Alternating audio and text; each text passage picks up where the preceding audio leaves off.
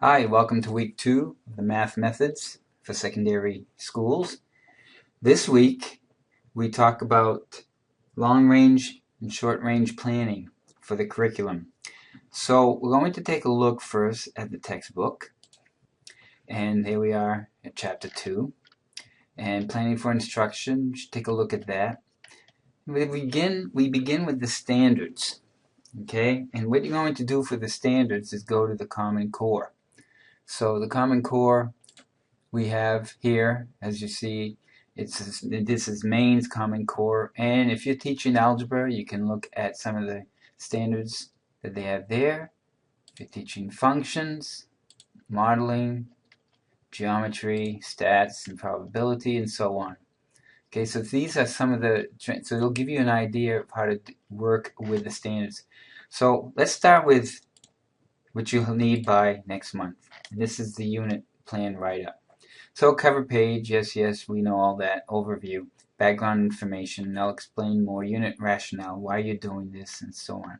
This is the overall big picture, okay? So if you're thinking of a unit plan, you're thinking of a long-range plan, and this would be working with your math mentor and working with his or her curricula. In other words, if you're in a geometry class and you're just beginning, then you're probably not ready for some of the higher level geometry things that you're going to be doing.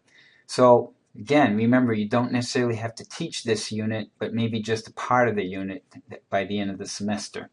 But it's good to still start planning, because next semester when you're in your student teaching class, then you may have the opportunity to teach a whole unit, or at least it will give you the idea of how to create a unit. This is a work in progress. Just because you write a unit doesn't mean that it's all done. You will go back. You will go back as a teacher after 5, 10, 15, 20 years, and you'll adapt. You'll add more information. Hey, when I started writing unit plans 35 years ago, we didn't have all the technology that we have today. Even if you were writing a unit plan 5, 10 years ago, you don't have the technology that you have today, and who knows what will be around for you as resources in 5, 10 years. But first, I just wanted you to go and take a look at the lesson plan worksheet first. And this is when the specifics will happen. Now, this is not due right away. This is due first. Okay, so this is an overview. That's why it's just a plan. It's just an idea, and it can change. All right, I just need something that to show that you're working on this. But when you go here, the lesson plan, it gets to be a little bit more detail. All right, so sometimes you have to work backwards. So you start with the goal. What is your goal? Are you teaching, for instance, problem solving? And I'm going to go back here. Hopefully I'm not going too fast all around here. Going back here, the curriculum map. So this is a way to think about what you're going to do.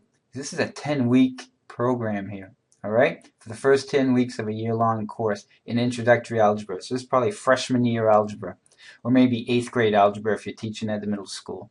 So for the first 10 weeks of the semester, of the year, actually, you'll be doing this. You just start with problem solving, and then you start breaking it down into a little bit more. And these are the Common Core standards that it follows. Okay, so this would give you an idea. So this is the thinking in the big picture, the long range planning. Okay, and they use the Common Core again, as I've said before, and it's right there. And you need to use the Common Core as well, because if you look at the unit plan, says how does it articulate with mains Common Core state standards, and when you do the lesson plan, it does the same thing here, the Common Core state standards. So going back to the textbook, so take a look at how. Now you may plan this out yourself, and you may have a textbook that you're working with. So the textbook may sort of dictate what you're going to do. So there are many models for unit plans. This is not the end all. If you don't like this one and you found one better, or you're working in a district that has its own required unit plans, that may happen. So check with your teacher, your mentor teacher, as to what they use. And I would suggest strongly that you use what they use. Okay, you don't have to go off on this. This is just one model. There are several models. Same thing goes for the lesson plan as well. You can find many models. If the school district you're working in requires a certain one, then use that one. If it doesn't, and you don't like this one, use another one. But they're basically the same, okay? They're just an outline. It's a plan. It's a script. It's going to help you define what you're going to be doing in a classroom. So it's a very important process. So going back to the textbook, so take a look at the unit planning model and how they create it, okay? So for instance, the problem solving, that was up here in week 1. So they spend 1 week. And here's another thing too you have to think about is that, do you meet your students every day? Do you meet them in a block scheduling? So you may meet them every other day, or you may meet them just twice a week or 3 times a week, depending on the type of schedule that you have. Is it a 4-day week because of a holiday? So you have to think about that. And then when you get to student teaching, you'll have to deal with snowstorms, delays, and so on. So it becomes life gets in the way of your ideal plan. Ask any teacher, ask your mentor, and they'll tell you that you'll write a great plan, and when it comes time to putting it together, there are so many distractions and so many stops and starts that it makes it exciting. Think of it as exciting rather than as a drag. But it can be a little bit scary because you have all these things you want to do, but don't worry about that. You're just a student teacher right now. So there's different types of things. And interdisciplinary planning, this is when you have an opportunity to work with other people, especially at middle schools. You know, it's middle schools right here. And that's the whole concept of middle school, is that you're working in teams. In fact, you may work with a science teacher, an English teacher, and a social studies teacher in a team. And the unit may be part of a larger picture, may be part of a theme. So that's something to consider as well. There's no law against you doing that at the high school as well. And get to know the other teachers. This is part of your career where you're trying to make a good impression for future employment. And now's a good time to start making connections with other teachers. Find out what the social studies, English, and science teachers are doing, and see maybe you can incorporate some of their ideas into your lesson plan.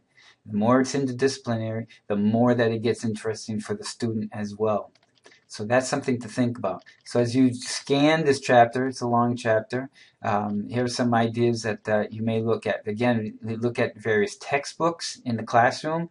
The teacher may be using one, but there may be some others in the closet that were used previously, older editions or older textbooks. It's always good to get an idea of what's happening. Learn the student's background. I don't know if you've been told this. I'm sure maybe you were told in some foundations of education class, but you should know your students.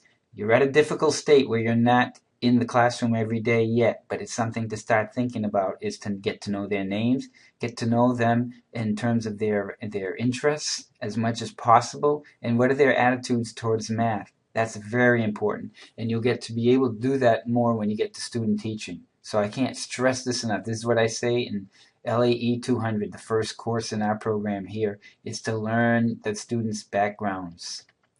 And so there are certain, and you don't have to do this whole attitude survey about math. That's not important right now. Classroom management is a work in progress, and if you're well prepared and you know your stuff, then classroom management diminishes as a problem. It doesn't completely disappear. You can be the best teacher in the world, and even the best teachers in the world sometimes have struggles with classroom management.